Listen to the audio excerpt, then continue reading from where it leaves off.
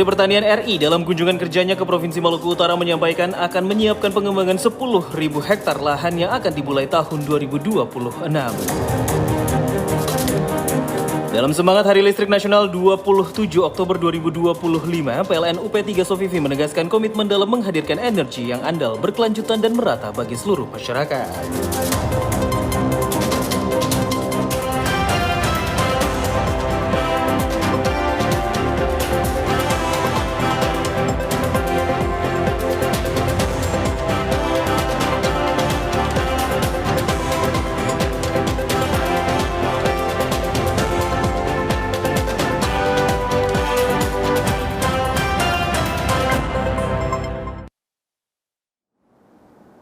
Selamat malam saudara, Anda kembali menjumpai Maluku Utara hari ini, Sabtu 1 November 2025 bersama saya Faradila Sultan Batua. Sejumlah informasi akan kami hadirkan untuk Anda dalam program Maluku Utara hari ini. Dan saudara dari Bumi Maluku Kiraha, kita ikuti Maluku Utara hari ini selengkapnya.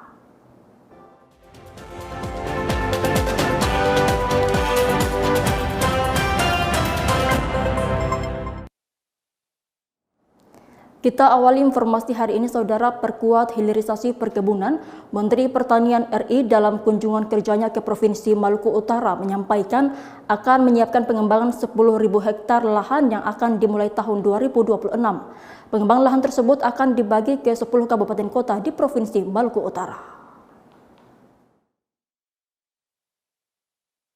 Dukungan dan komitmen pemerintah untuk mengembangkan program hilirisasi terus ditunjukkan dengan aksi nyata. Menteri Pertanian Republik Indonesia dalam kunjungan kerjanya ke PT Niko Halmahera Utara menyampaikan akan mendukung program hilirisasi kelapa di Provinsi Maluku Utara dengan menyiapkan pengembangan 10.000 hektar lahan perkebunan. General Manager PT Niko Nanang Rismadi mengungkapkan kesiapan perusahaan yang memiliki semangat yang besar untuk mengembangkan industri kelapa. Kita harapkan sih bisa lebih, karena sebenarnya kalau kita melihat, kita punya semangat untuk terus melebarkan industri kelapa kita. Yang perlu kita pikirkan adalah sustainability-nya, sehingga memang ini jumlah pohon kelapa harus selalu kita tambah terus setiap tahun. Tentu saja ini tadi seperti yang sampaikan di awal bahwa ini bisa menjadi penyemangat buat kita semua yang berinteraksi dengan bisnis kelapa, termasuk petani, karyawan. Dan seandainya ini menjadi masa depan Halmahera Utara, itu kita semua bisa menggantungkan kepada kelapa. Kelapa akan menjadi komoditi yang emas lagi di Halmahera Utara. Begitu. Rencana ke depan, yang saya sampaikan tadi bahwa kita akan terus berkembang. Ya, kita juga sudah berencana untuk memikirkan beberapa pabrik baru. Ya, tapi sekali lagi ini akan harus sejalan dengan peningkatan output kelapa dari petani. Ya, sehingga semuanya bisa berjalan bersama. Kan kita logonya Your Partner to Grow. Nanti kita bersama-sama kita bertumbuh. Begitu, Pak. General Manager PT Niko menjelaskan, hasil olahan kelapa sangat diterima di pasar internasional dan banyak yang merasa puas dengan kualitas yang dihasilkan, terkhususnya kualitas kelapa dari Halmahera Utara yang sangat baik. Nanang Rismadi juga menambahkan, produksi yang dilakukan sudah menjalankan prosedur keamanan yang bermutu dan memiliki sertifikat yang lengkap, sehingga ekspor produk ke internasional dapat dilakukan sebagai target. Tim Liputan TVRI Maluku Utara melaporkan. Dalam semangat Hari Listrik Nasional 27 Oktober 2025, PLN UP3 Sofivi menegaskan komitmen dalam menghadirkan energi yang andal, berkelanjutan dan merata bagi seluruh masyarakat. Momentum Hari Listrik Nasional menjadi pengingat bahwa listrik bukan hanya sekadar energi, tetapi juga sumber harapan dan kemajuan.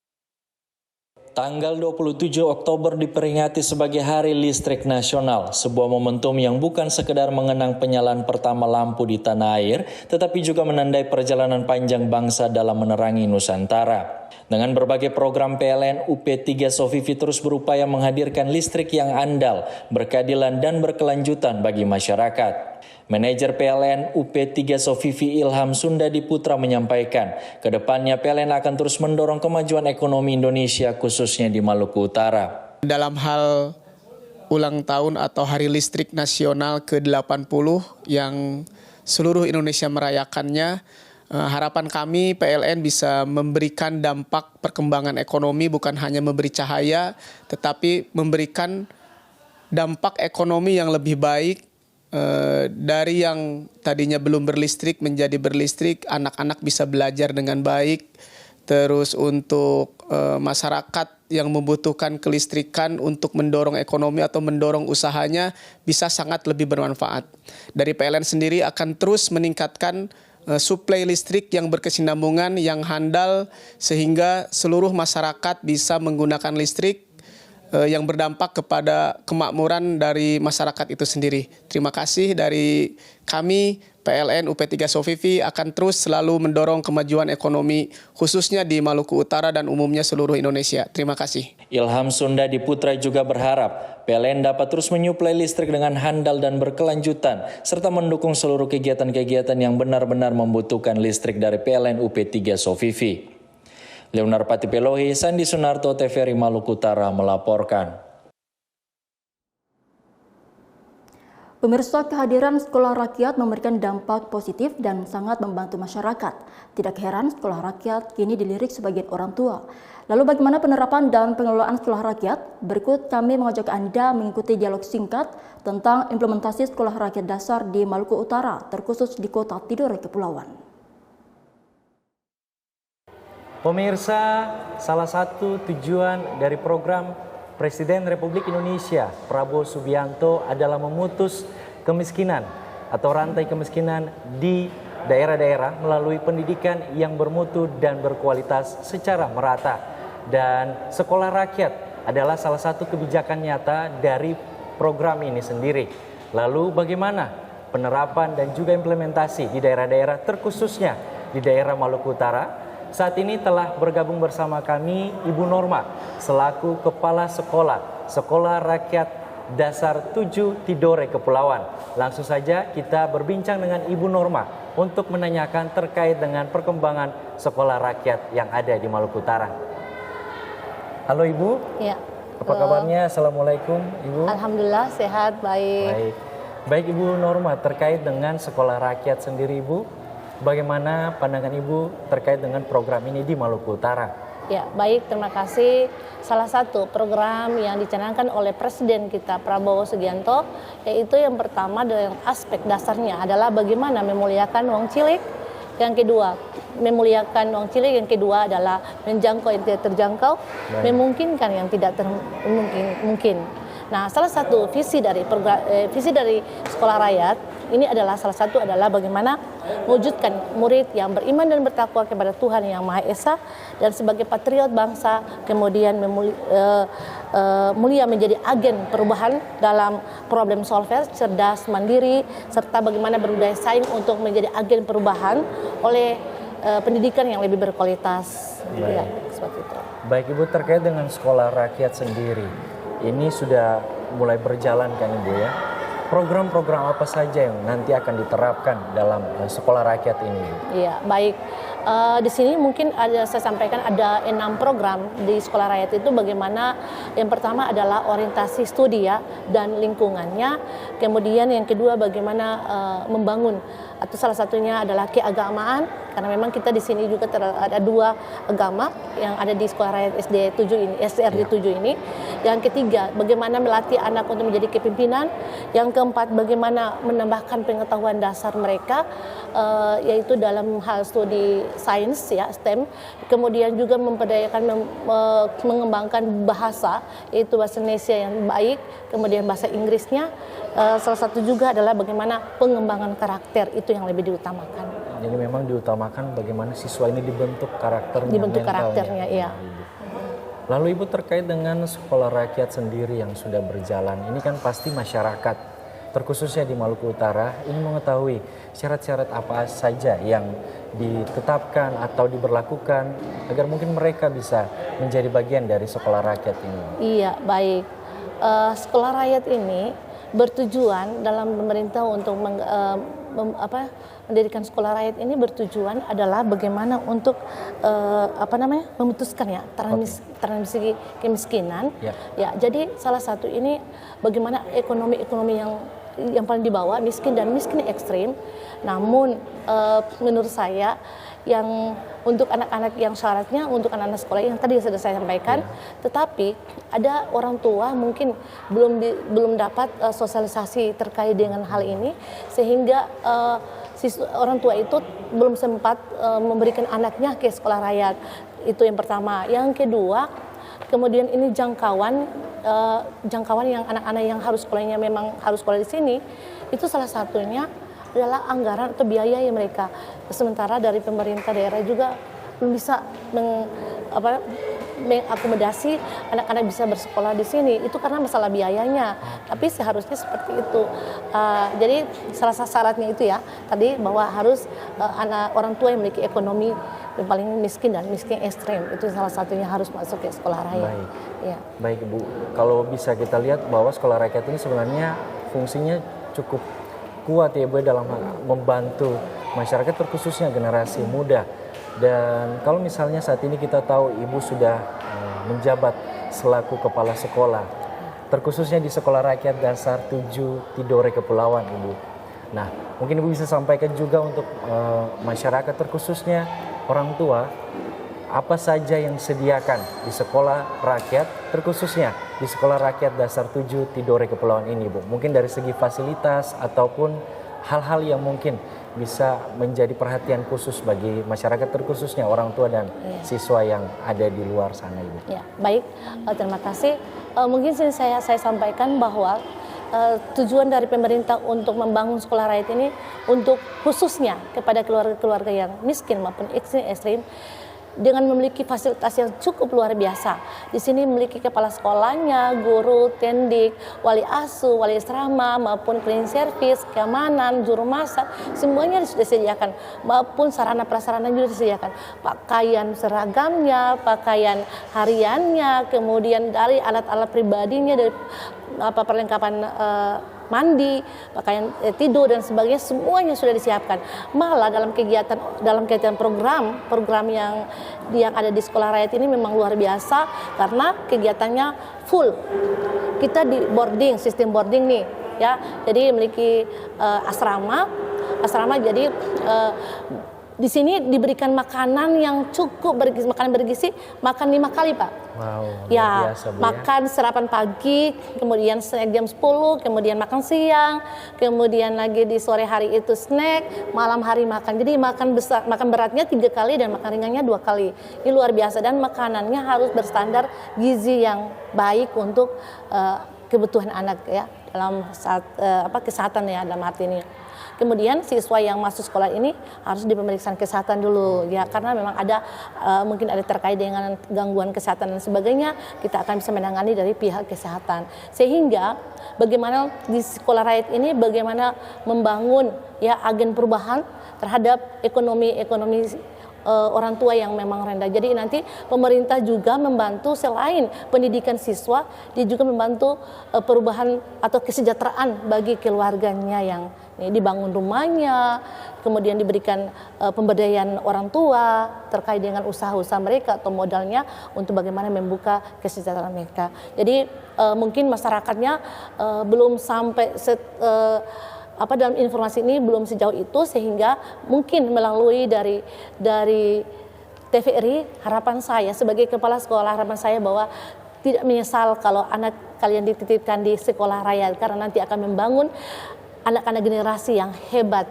untuk kemajuan Indonesia untuk membangun Indonesia yang untuk abad 21 yang luar biasa. Siap.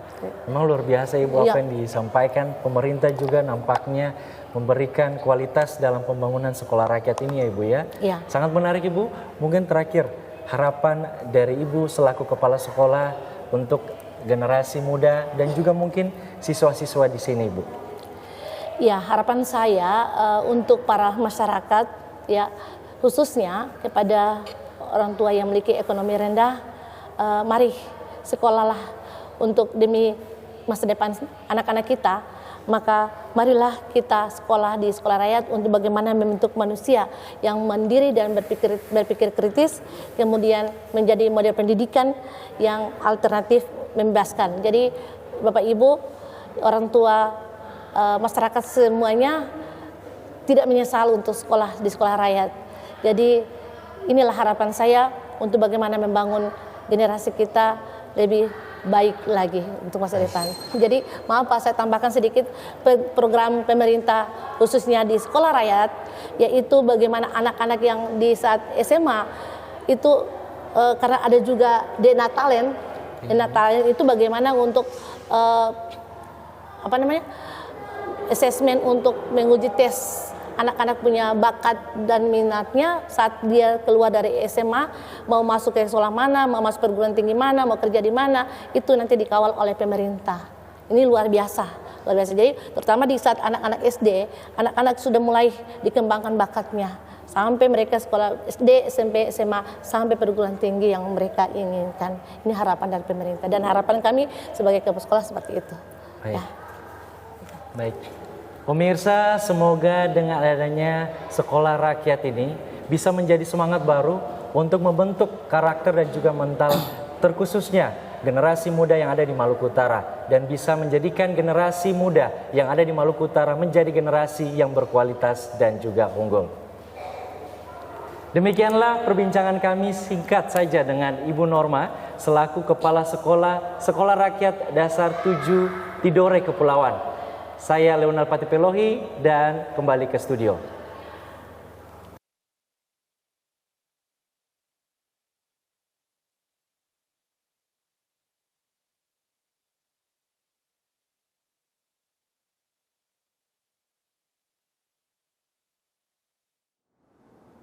Saudara, berikut kami sampaikan informasi tentang seismisitas dan petir di Maluku Utara periode tanggal 24 sampai 30 Oktober 2025 serta informasi jadwal matahari terbit dan terbenam periode tanggal 1 sampai 7 November 2025. Data ini kami peroleh dari Stasiun Geofisika Ternate.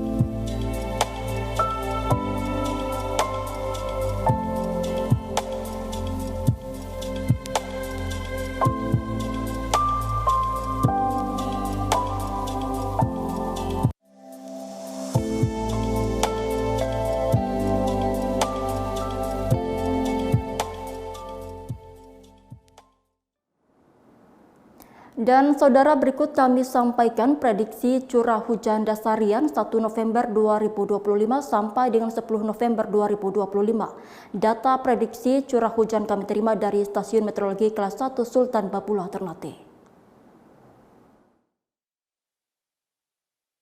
Berdasarkan prediksi curah hujan dasarian pertama November 2025, umumnya wilayah Provinsi Maluku Utara akan mengalami curah hujan rendah 13,49%, menengah 86,51%, tinggi dan sangat tinggi 0,0%. Wilayah dengan dominan curah hujan rendah adalah Kepulauan Sula, Pulau Taliabu, Tidore Kepulauan, Halmahera Tengah, sedangkan wilayah dengan dominan curah hujan menengah meliputi Halmahera Barat, Halmahera Timur, dan Halmahera Utara. Sementara itu, tidak ada wilayah di Maluku Utara dengan dominasi curah hujan tinggi. Berdasarkan prediksi sifat hujan dasarian pertama November 2025, umumnya wilayah Provinsi Maluku Utara akan mengalami sifat hujan bawah normal 4,16%, normal 29,5%, dan atas normal 66,34%. Wilayah dengan dominan sifat hujan bawah normal adalah Pulau Taliabu, Kepulauan Sula, sedangkan normal adalah Kepulauan Sula, Tidore Kepulauan, Halmahera Tengah. Sementara itu, wilayah dengan dominasi sifat hujan atas normal meliputi Halmahera Utara, Halmahera Selatan, dan Pulau Morotai. Tim Liputan TVRI Maluku Utara melaporkan.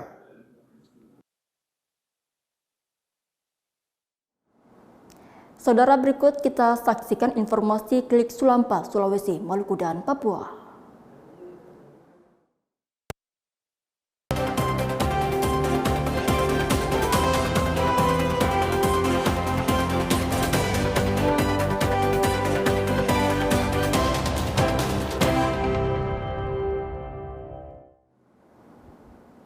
Upaya meningkatkan kesiapsiagaan masyarakat terhadap ancaman bencana terus dilakukan oleh pemerintah Kota Palu. Melalui Badan Penanggulangan Bencana Daerah, Pemkot Palu kini telah memasang sistem peringatan dini tsunami di 3 wilayah pesisir. Hal itu juga sejalan dengan percepatan kawasan tangguh bencana di wilayah Kota Palu. Sistem peringatan dini telah dipasang pada beberapa hari lalu oleh pemerintah kota melalui Badan Penanggulangan Bencana Daerah atau BPBD. BPBD Kota Palu telah memetakan sekitar 15 kelurahan pesisir di Kota Palu akan dipasang alat peringatan dini atau sistem early warning tsunami.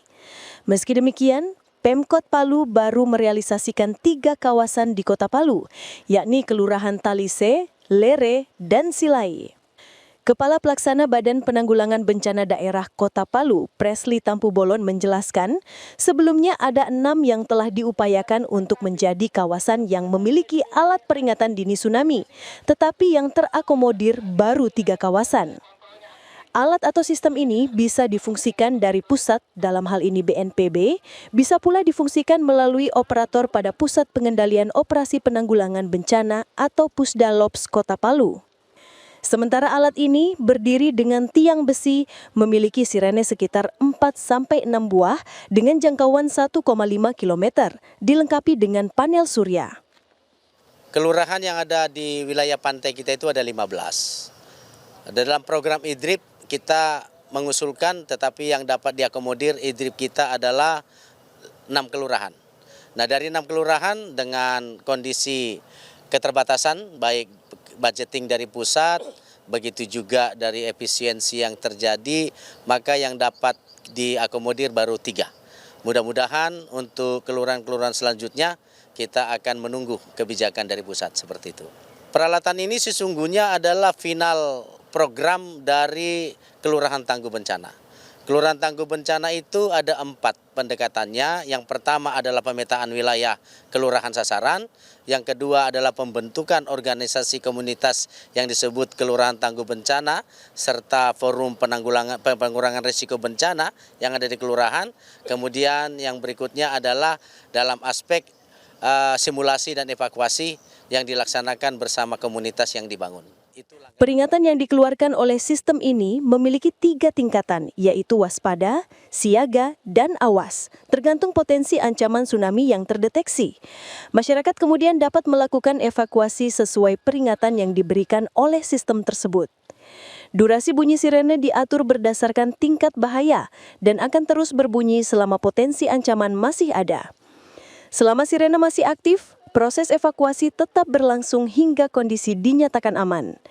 Dari Palu, Fitra Farin, TVRI Sulawesi Tengah, melaporkan. Sementara itu, BMKG bersama dengan BPBD dan pemerintah Kota Palu mengadakan simulasi gempa bumi kuat yang diikuti peserta dari berbagai instansi di Kota Palu. Dalam kegiatan Sekolah Lapang Gempa Bumi dan Tsunami, para peserta dibekali materi terkait potensi bencana serta penguasaan pengetahuan penyelamatan diri menghadapi bencana gempa bumi dan tsunami. Kalau ada BMKG Stasiun Geofisika serta BPBD Kota Palu merilis peta kebencanaan untuk wilayah dengan potensi bencana gempa dan tsunami di wilayah Kota Palu dan sekitarnya. Melalui kegiatan Sekolah Lapang Gempa Bumi dan Tsunami atau SLG, BMKG serta pemerintah Kota Palu melalui BPBD menyiapkan langkah mitigasi serta menyampaikan materi kebencanaan dan pengetahuan penyelamatan diri bagi instansi serta masyarakat di Kota Palu. Pada salah satu sesi di Sekolah Lapang Gempa Bumi dan Tsunami, para peserta melakukan simulasi terjadinya gempa kuat. Simulasi tersebut mempraktikkan 3 langkah penting ketika menghadapi gempa bumi. Langkah tersebut antara lain menunduk atau memposisikan badan serendah mungkin, mencari alat atau benda untuk melindungi diri dari reruntuhan, serta menunggu waktu yang tepat untuk segera mengevakuasi diri ke titik kumpul. Wilayah Sulawesi Tengah, khususnya Kota Palu, memiliki karakteristik yang unik secara topografis. Wilayah Sulawesi Tengah didominasi pegunungan yang merupakan pertemuan beberapa lempeng bumi. Wilayah Palu merupakan salah satu wilayah pertemuan beberapa lempeng tektonik. Karakteristik tersebut menyebabkan peta kebencanaan di wilayah Palu dan sekitarnya sangat unik. Pertemuan lempeng tersebut menyebabkan potensi gempa dan tsunami di wilayah Sulawesi Tengah sangat tinggi.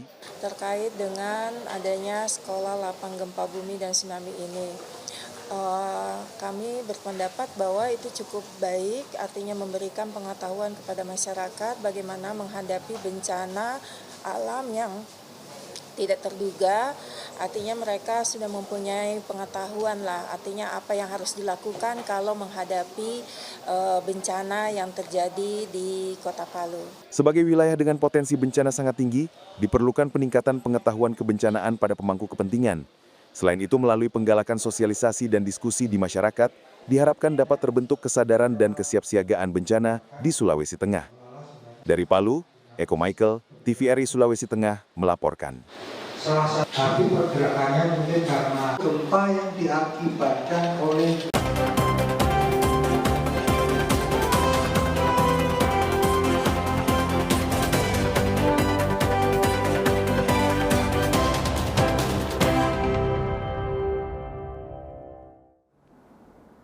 Saudara, berikut kita ikuti informasi tentang perakiraan cuaca Maluku Utara yang akan berlaku besok, Minggu 2 November 2025.